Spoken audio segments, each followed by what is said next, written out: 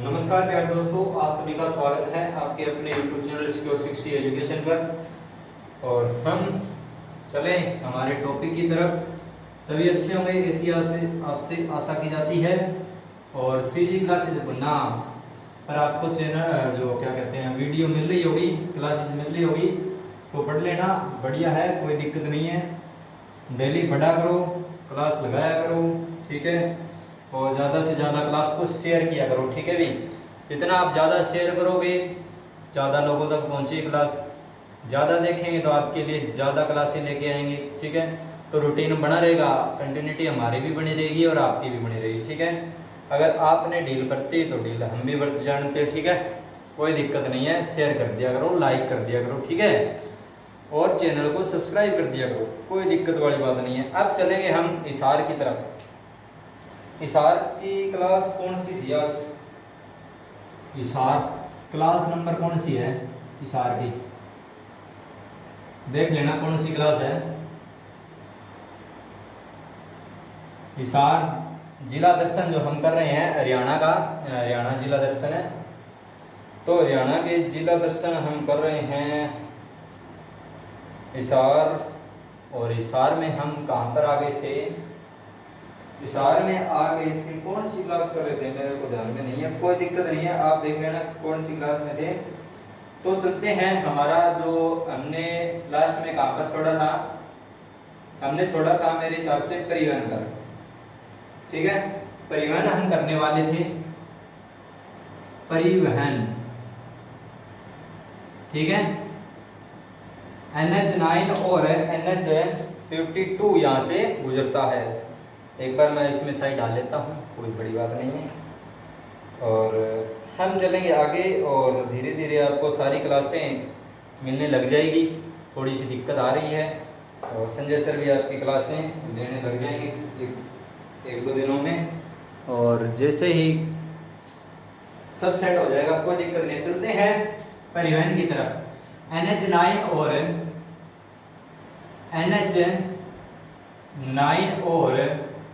क्या लिख दिया? NH9 और NH52 यहाँ से नेशनल हाईवे, दो राष्ट्रीय राजमार्ग गुजरते हैं। तो अब देख लेते हैं एकमात्र अंतर्राष्ट्रीय हवाई अड्डा। तो अंतर्राष्ट्रीय हवाई अड्डा, ठीक है, बात करें एकमात्र अंतर्राष्ट्रीय हवाई अड्डा कहाँ है? इशार के अंदर है, ठीक है। तो इशार में है। अब बात करते हैं, यहीं से देश की पहली जो एयर टैक्सी स्टार्ट हुई थी, एयर टैक्सी सेवा, यहीं से लिख लेना, अंतर्राष्ट्रीय जो हवाई अड्डा है, यहीं से देश की पहली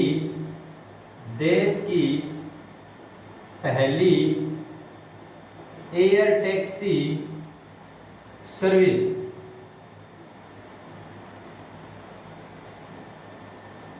स्टार्ट हुई थी। कब हुई थी ये स्टार्ट? ये हुई थी 14 जनवरी 2021 को। 14 जनवरी 2021 को स्टार्ट हुई थी, ठीक है। और कहां से कहां पर है, कहां से कहां तक? ये हिसार से चंडीगढ़ की तरफ, चंडीगढ़ तक स्टार्ट हुई थी, ठीक है, एयर टैक्सी सर्विस। आई समझ में सभी को? कोई दिक्कत नहीं है। आज चलते हैं आगे। तो इशार को आज पूरा करने की कोशिश, पूरी कोशिश रहेगी। तो काफी दिन हो गए इशार में लगे हुए हमको। अब चलते हैं दिल्ली।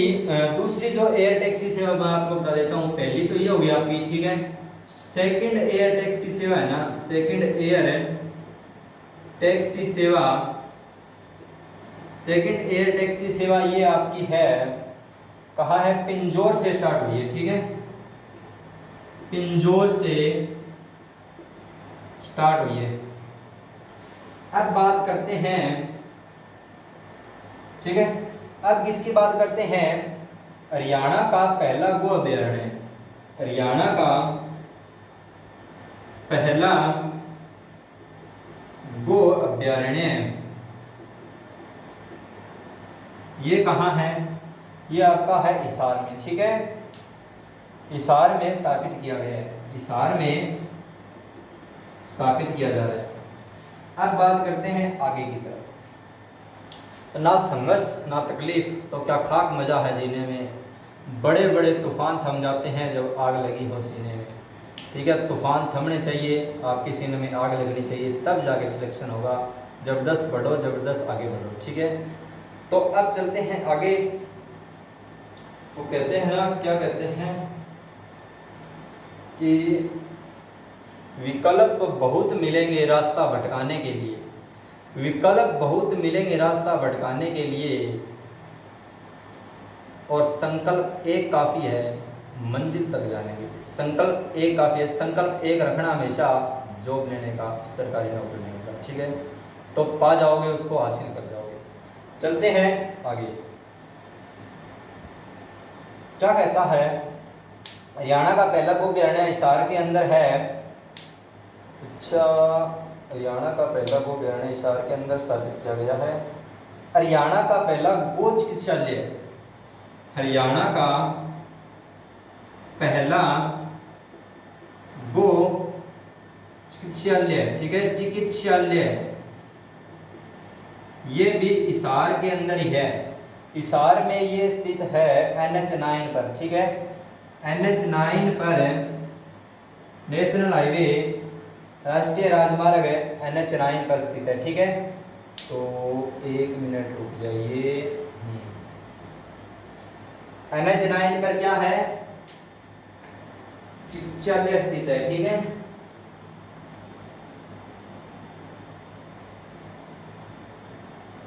अब बात करते हैं आगे। बात किसकी चल रही है? हरियाणा का पहला गो चिकित्सालय की हमने बात कर ली। अब बात करते हैं तो जो हरियाणा के CM है ना, जो चिकित्सालय NH9 का, जो 9 के ऊपर है गो चिकित्सालय, इसका उद्घाटन है हरियाणा के CM है मनोहर लाल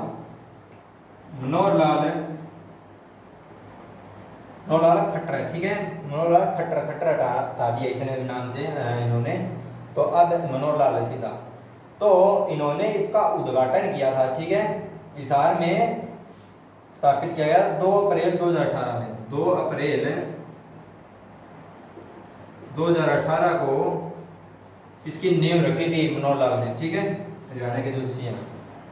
अब बात करते हैं आगे CIRB।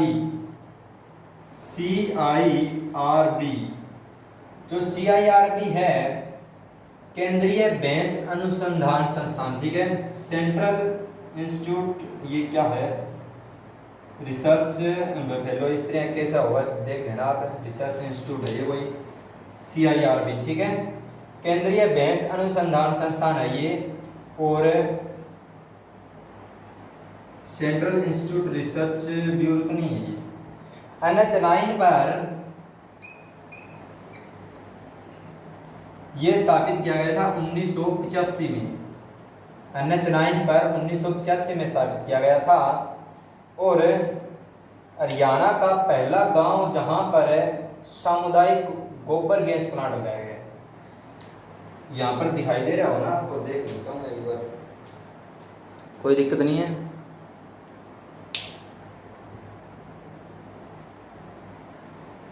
तो अब बात करते हैं आगे।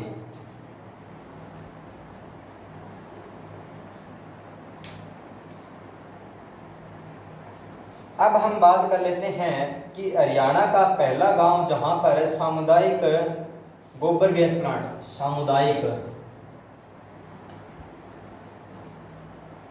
गोबर गैस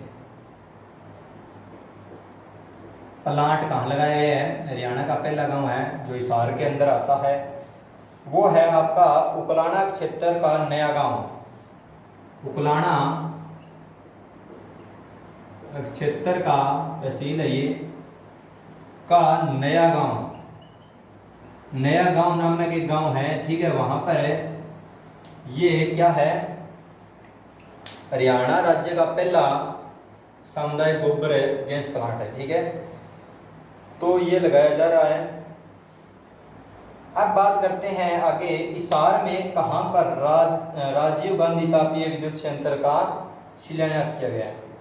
तो हिसार का जो हिसार के अंदर खेदड़ है, हिसार में खेदड़ के अंदर खेदड़ पावर प्लांट,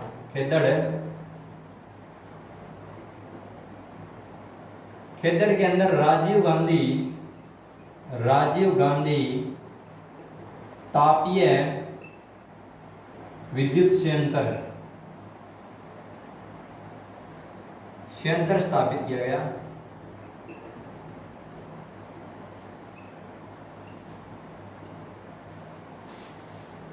तो ये कब किया गया था? ये किया गया था आपका 2007 में किया गया था, 2007 में, ठीक है। और इसमें उत्पादन कब स्टार्ट हो गया?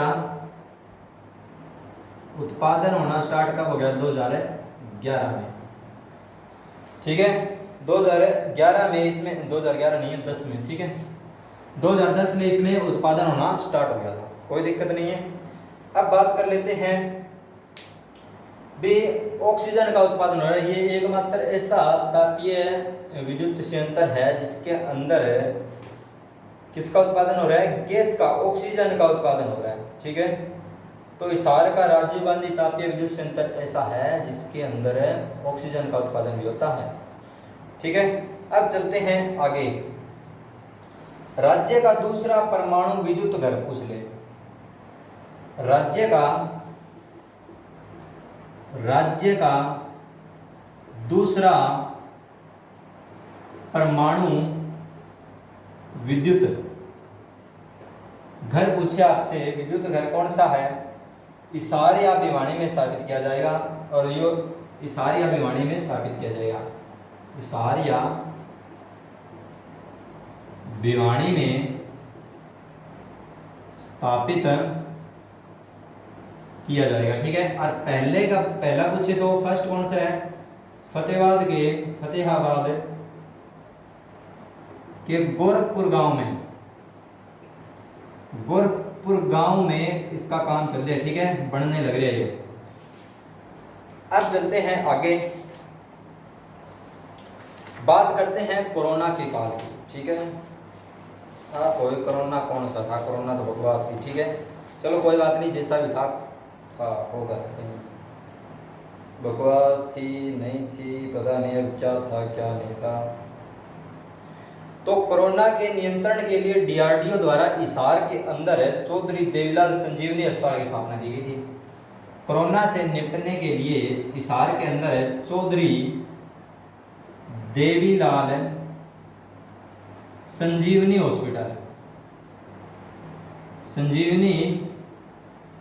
हॉस्पिटल की स्थापना की गई थी, ठीक है। अब आगे चलते हैं, किसके द्वारा की गई थी? ये की गई थी डीआरडीओ द्वारा, डिफेंस रिसर्च डेवलपमेंट ऑर्गेनाइजेशन, ठीक है, डीआरडीओ द्वारा। अब बात कर लेते हैं आगे, कहता है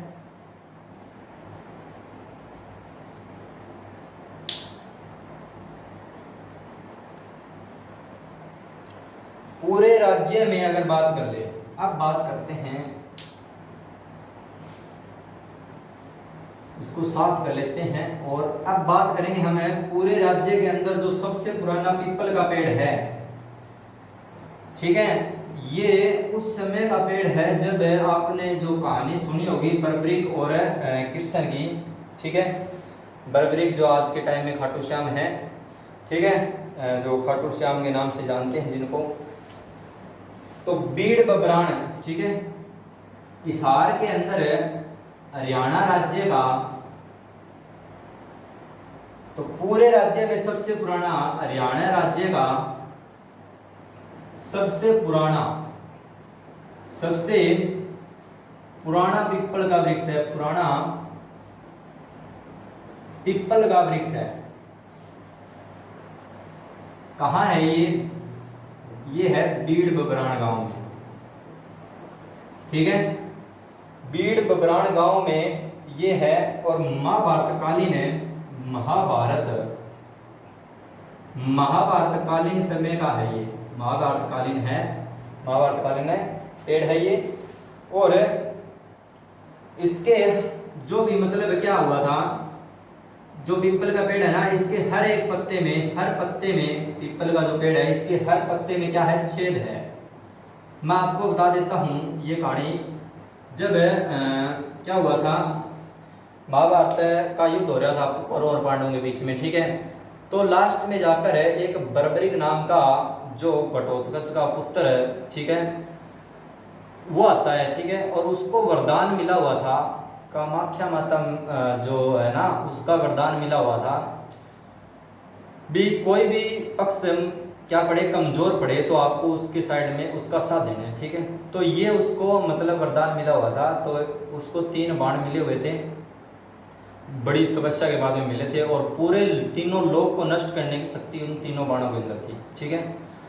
तो तीनों बाणों के अलग अलग मतलब क्या थे, अलग अलग शक्तियां थी।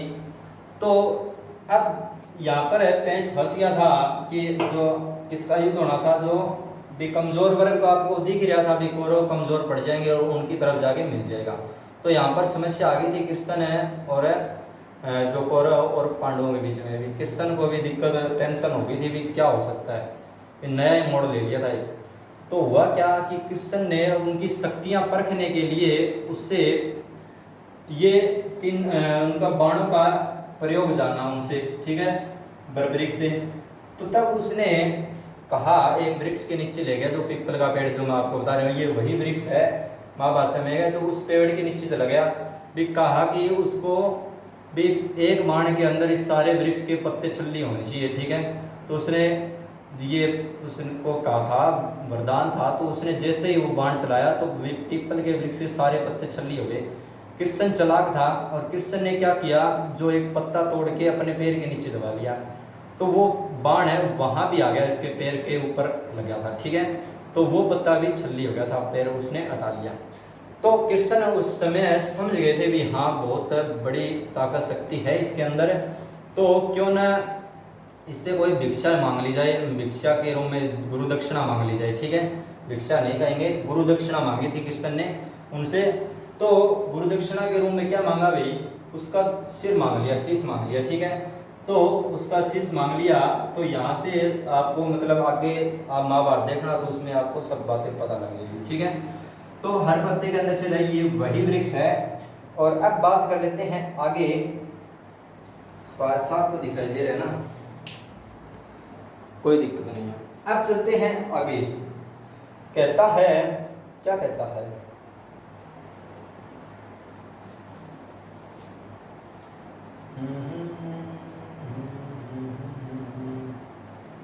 कहाँ गया अभी तुम्हारा वृक्ष, ठीक है।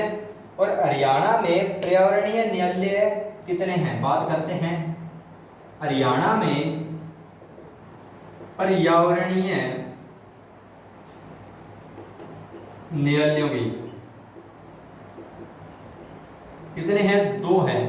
एक तो है हिसार के अंदर और दूसरा है फरीदाबाद के अंदर, ठीक है, फरीदाबाद में ही होगा, हाँ ठीक है। और क्या कहते हैं आगे, हिरण उद्यान की स्थापना हिसार में 1970 में हुई। उद्यान की बात करते हैं तो हिरण उद्यान है, हिरण उद्यान की स्थापना 1970 में हिसार में हुई थी, हिसार में की गई थी। अब बात करते हैं आगे, हरियाणा में पहला दूरदर्शन केंद्र, हरियाणा में पहला दूरदर्शन केंद्र कहाँ, हिसार में स्थापित किया गया था, हिसार में ही लगाया गया था। ये कब लगा था, 1 नवंबर 2002 को, 1 नवंबर 2002 को सुषमा स्वराज के द्वारा स्थापित किया गया था, सुषमा स्वराज के द्वारा स्थापित किया गया था। अब बात करते हैं आगे, हरियाणा में 3 क्या है, 3 आकाशवाणी केंद्र है। हरियाणा के अंदर कितने आकाशवाणी केंद्र है? हरियाणा में 3 आकाशवाणी केंद्र है। आकाशवाणी केंद्र है। कौन से है? एक तो आपका हिसार है, अब ऊपर लिखना पड़ेगा, ठीक है। एक तो आपका हिसार भाई, एक तो है हिसार वाला ही है, और एक कुरुक्षेत्र वाला है, और एक और कौन सा है? एक है आपका रोहतक वाला, ठीक है, रोहतक। और ये हिसार वाला स्थापित हुआ था 26 जनवरी 1999 को। 26 जनवरी 1999 में हिसार वाला स्थापित किया गया था, ठीक है। और रोहतक वाला 8 मई 1976 को, रोहतक वाला 8 मई 1976 में स्थापित किया गया था। और बात करते हैं कुरुक्षेत्र वाले की, 24 जून 1991 को, 24 जून 1991 को ये कुरुक्षेत्र वाला आकाशवाणी के अंदर स्थापित किया गया था। तो अब बात करेंगे हम हिसार की हिस्ट्री के बारे में जानेंगे। तो इतिहास के बारे में हम चर्चा करेंगे, और इतिहास के बारे में चर्चा करेंगे नेक्स्ट वीडियो में, नेक्स्ट क्लास में। इतिहास इसकी हिसार का इतिहास, ठीक है।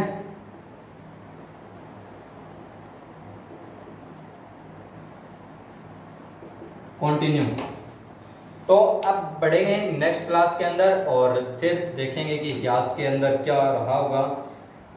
तो हिसार के अंदर देखेंगे कि हड़प्पाकालीन स्थल भी मिले हैं या नहीं मिले हैं, राखी गढ़ी जैसे आपका हिसार के अंदर है, ठीक है। तो 1963 में जो सूरजवान ने इसकी जो मतलब खोज करता थे, तो देखेंगे, बहुत सारी चीज़ें सीखेंगे। और तब तक बने रहिएगा, और आपको मतलब पढ़ के भी आना है राखी गढ़ी के बारे में, हिसार के अंदर हड़प्पाकालीन स्थलों के बारे में। तो मिलते हैं दोस्तों नेक्स्ट वीडियो में। जय Hind, love you all, thank you, जय हिंद।